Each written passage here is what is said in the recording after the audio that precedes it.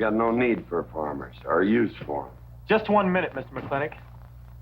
My father died last month. That's how come we lost our homestead. I've got a mother and a little sister to feed. I need that job badly. What's your name? Devlin Warren.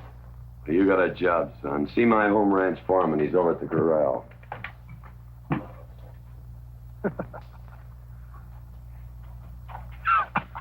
Step down off of that carriage, mister.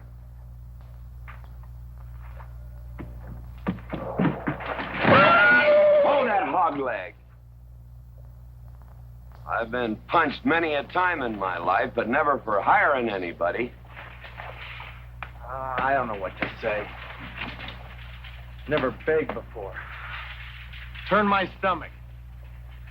I suppose I should have been grateful you gave me the job. Gave?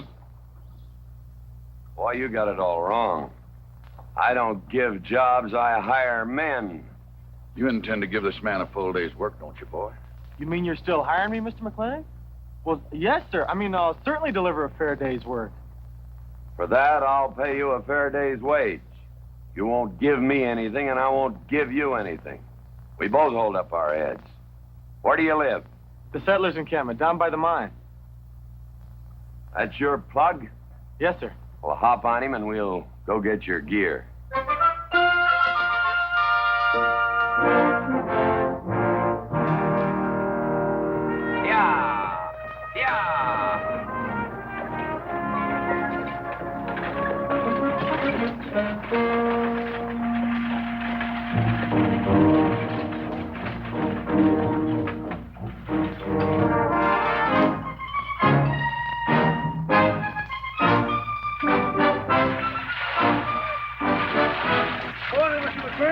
Morning, Mr. Poor Boy.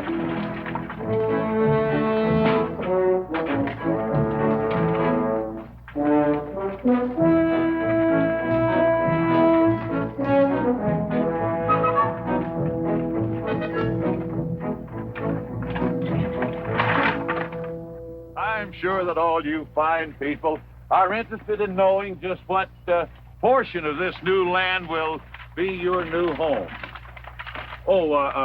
Jones and McAllister, since you've been more or less the leaders of our group, I'd like to have you come up and check the exact location.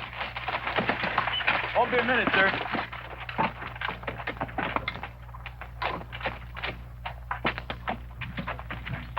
Go after that boy and give him $30.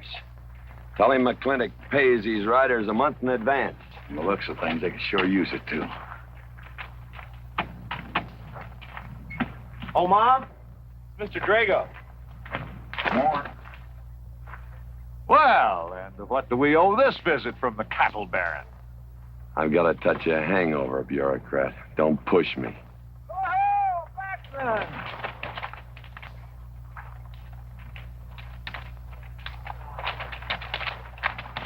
Say, those are Indians.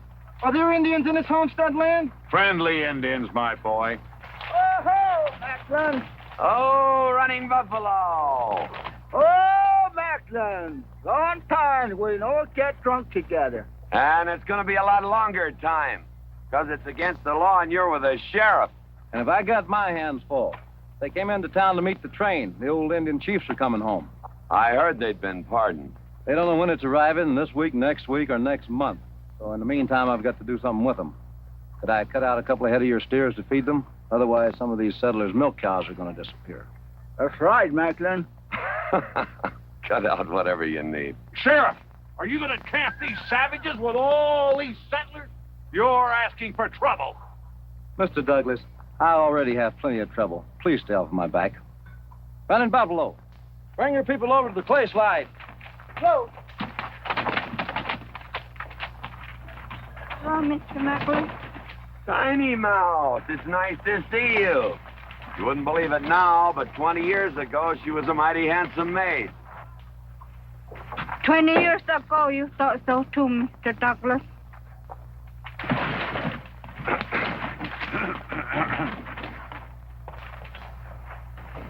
It was just like this. I had a dead beat on old running Buffalo, and my sharp 50 caliber misfired. That's back in that trouble in the forest. Remember? I remember. Hey, You want to tell you something come directly from heaven? No.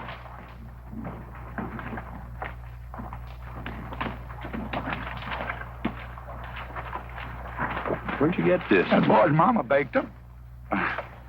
You thinking the same thing I am?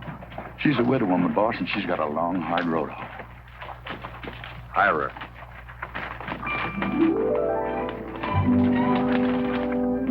I always said you had a heap of sense. Mr. McLintock, this is my mother. Your mother? And my sister. Pleased to meet you, Mr. McLintock. Ma'am, this here's my boss, and he has a few choice words to say about your biscuits. Yes, Mr. McLintock? Huh? They're great.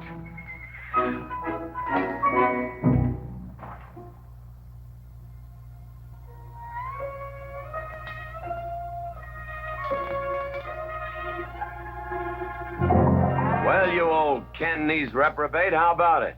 You fire me? I'd kill myself. I'm not talking about firing you, I'm retiring you. You've been rustling food for us for 30 years. We're gonna put you out to pasture. All you'll have to do is give advice. Be one of the family. I'd kill myself. I may save you the trouble. But, Ching, you kill yourself, I'll cut off your pigtail, and you ain't never gonna get to heaven. I'll be one of our family, I give you my solemn word. but you call me family. Drink too much, get in fights, yell all the time. Cut off his pigtail. All right, I'll be one of our family. You believe that? Family, you believe that? You believe that?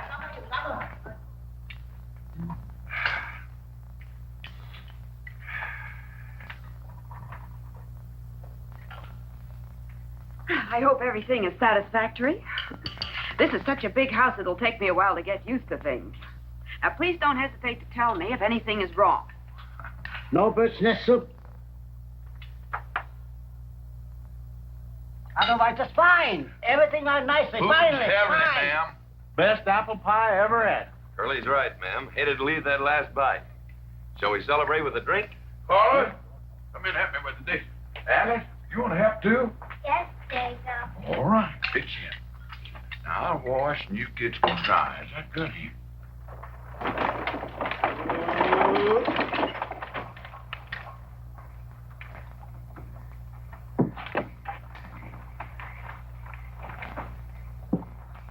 Don't seem possible one woman could use all them clothes.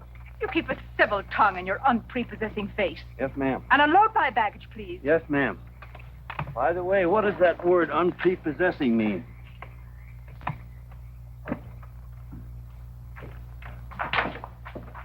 Miss McLintock. Oh, hello, Carla.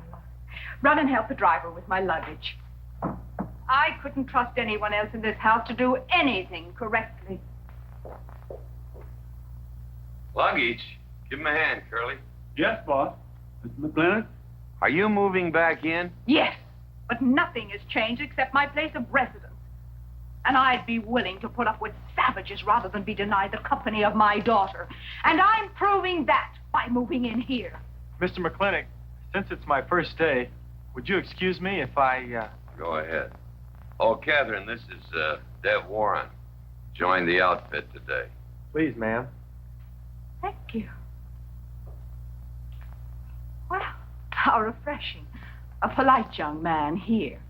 Where did he come from? He's a farmer. A farmer? Well, I'll be doggone. Kate, welcome home. What on earth are you doing in that idiotic-looking outfit? And don't you dare call me Kate. That's my butling suit. I'm butling for the boss. And I'm sorry, Catherine. That Kate kind of slipped out from the times I remembered you as being nice people. Oh. Are you going to stand there with that stupid look on your face while the hired help insults your wife? He's just ignorant. He doesn't know any better than to tell the truth. And I can't help this stupid look. I started acquiring it as you gained in social prominence. Mrs. McLintock, where do you want I should... What? Put him in the master bedroom. Yes. But move Mr. McLintock's things into another room. Oh, the one back of the stairs would be best so that he can't wake up the entire household when he comes home every Here's night. Just before daybreak. Yes, ma'am. Oh, excuse me. Here's your cigars, Mr. McLintock. I am Mrs. McLintock. Kate, Catherine, this is the cook.